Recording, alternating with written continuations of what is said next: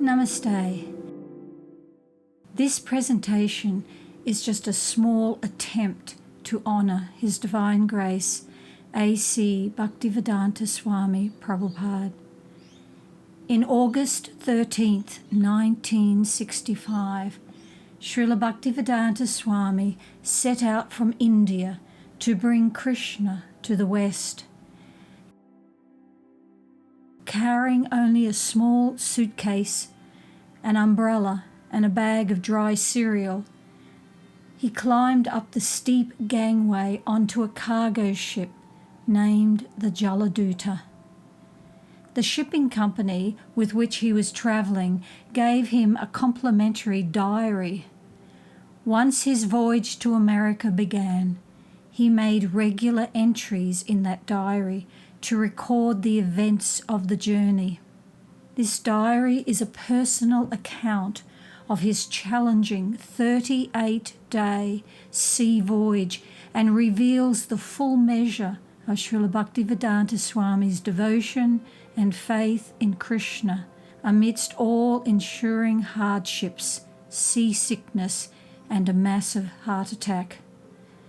The following excerpts are just some insights into his many diary entries. Day 1. The cabin is quite comfortable. The ship started moving very slowly at 1:30 p.m. and stopped midstream on the Ganges until 11 p.m. The ship is quite steady. The voyage was once again stopped at 3:30 a.m. and detained for about 8 hours. Day 2. The ship started moving at about 11 a.m. I do not feel any jerking whatsoever, but on reaching the Bay of Bengal, there is tilting of the ship and a little rolling also. The roughness increased gradually, and I felt seasickness. There was vomiting and dizziness, and I felt uncomfortable the whole day and night. Day 3. In the morning I woke up and felt a little better, but I felt no hunger. I took only a glass of lemon drink, but the dizziness is continuing. Day 4. In the morning there was sunshine, but after 11 a.m. the sea became a little more rough. Then we experienced a dark cloud subsequently raining all over the sea. The siren sounded on account of hazy vision to warn other ships coming from the opposite direction. At about noon, it is raining heavily and the ship stopped moving occasionally, sounding the siren. There are constant sounds of thunderbolts. This is the first time I have experienced heavy rains in the midst of the deep ocean. From noon, we are passing cyclonic weather. The ship is tilting too much.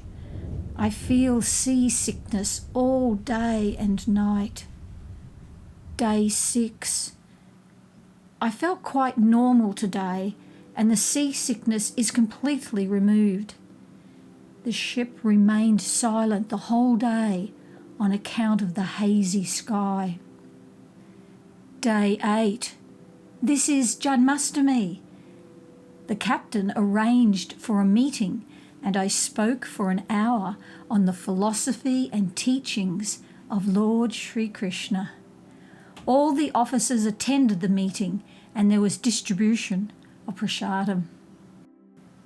Day 11. We started towards the Red Sea at noon.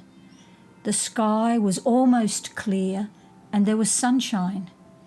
We are floating now on the Arabian Sea. My seasickness has begun again. Headache, vomiting, dizziness, and no energy. The whole night passed. Day 12. We have come only 400 miles off the Indian coast. My seasickness is still continuing. Today I could not take my meals.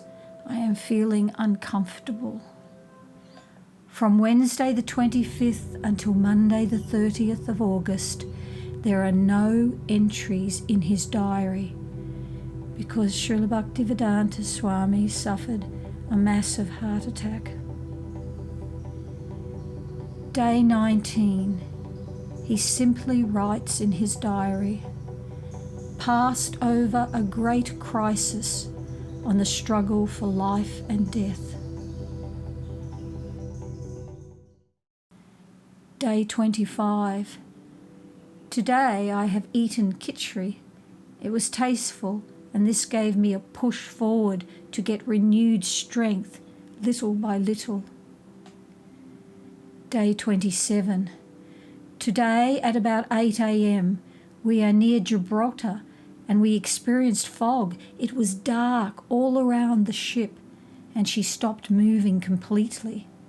She was whistling now and then to protect herself from colliding with other unseen ships. Day 28. For the past 24 hours we have crossed over the Atlantic Ocean. The whole day was clear and almost smooth. I am taking my food regularly and have some strength to struggle on. I am feeling a slight headache though, but the nectar of my life is Sri Chaitanya Charitamrita, the source of my vitality. Day 29. The ship is plying very smoothly.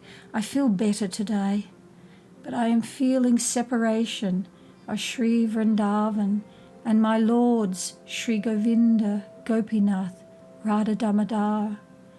My solace is Sri Chaitanya Charitamrita Leela.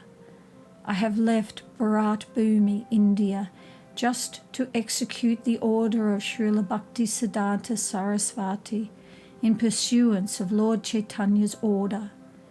I have no qualifications, but I have taken up the risk just to carry out the order of His divine grace. I depend fully on their mercy so far away from Vrindavan.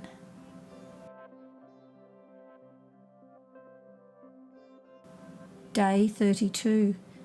The ship has been lurching for a couple of days, but after midnight yesterday the lurching decreased and I felt relief. In the morning I could not take my breakfast properly. Today I have disclosed my mind to my companion, Lord Shri Krishna.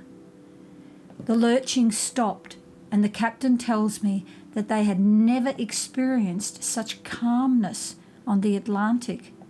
I said it is Lord Krishna's mercy. His wife asked me to come back with them so that they may again have a calm Atlantic Ocean. If the Atlantic would have shown its usual face, perhaps I would have died. But Lord Krishna has taken charge of the ship. Srila Bhaktivedanta Swami wrote a 10-verse prayer this day, the 13th of September, which included this verse. Oh, dear friend, in your company I will experience great joy once again. In the early morning I will wander about the cowherd pastures and fields, running and frolicking in the many forests of Raja. I will roll on the ground in spiritual ecstasy. Oh, when will that day be mine? Day 34. At about 11 a.m. the sky again became overcast with clouds which continued until 3 p.m. There were rainfalls at intervals, but after 4 p.m. the sky became clear and there was bright sunshine. I was engaged in reading Kaliya Leela from Srimad Bhagavatam, especially the prayers by the Naga wives and the last appealing prayer by Kaliya. Day 35. The first officer told me he had never experienced the Atlantic so calm. I said, it is all Lord Krishna's grace. He has taken charge of the ship and is rowing the oars. We shall certainly reach the American port safely. Day 36. We are now on the dockyard of Boston, and at 10 a.m. the customs officers and others came aboard the ship. The immigration officer asked me, "Sir, Swamiji, how long do you want to stay?" I thought to myself that I have nowhere to live, I have no money, but I have got the return ticket. So I thought in these circumstances I can stay at most 2 months. So I was given a visa for 2 months. We stayed the whole day and night at Boston until 4 p.m. the next day. Day 37. There was considerable fog at midnight, and the ship moved slowly. Srila Bhaktivedanta Swami wrote on the 18th of September a 15-verse prayer which includes these 2 verses. My dear Lord Krishna, you are so kind upon this useless soul, but I do not know why you have brought me here. Now you can do whatever you like with me. O Lord, I am just like a puppet in your hands.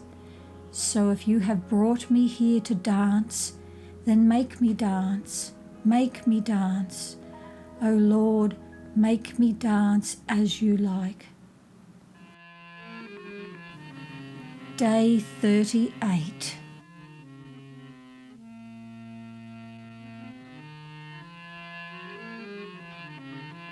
We reached New York Port at 12:30 p.m. All glories to Srila Bhaktivedanta Swami Prabhupada.